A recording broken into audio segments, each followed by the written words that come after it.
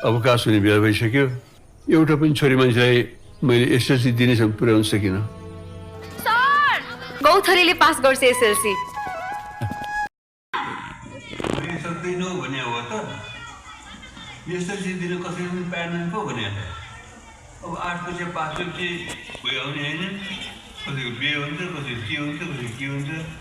अब तिमी नै भन न, 8 क्लासभन्दा माथिको विद्यार्थी छात्राहरू छन्, केही विद्यार्थीहरू छन्। म गर्छु सर एसएलसी पास। सर तपाईँले स्कुल छोड्नुभन्दा अगाडि यो गाउँबाट छोरीले पास गर्छ। सर गौथलीले पास गर्छ एसएलसी।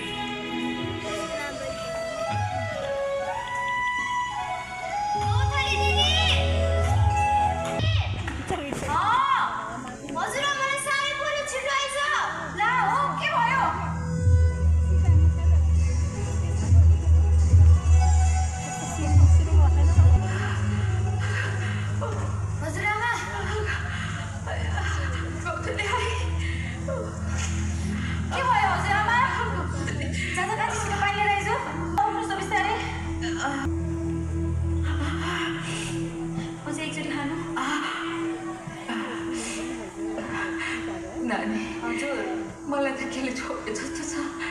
जानभित्र गएर ती खुट्टे ओधानको खरानी लिएर आएछ। मलाई साह्रै गाह्रो भइरहेछ त।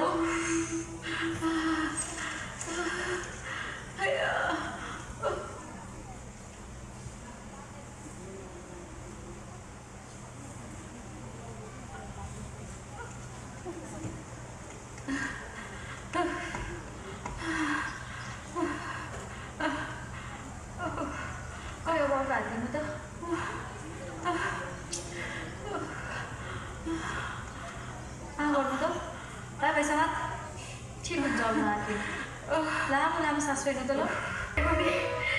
स्वर्गमा पनि पुग्दिन होला गौथली। आमा तपाईँ सबैले यस्तै भन्नुहुन्छ।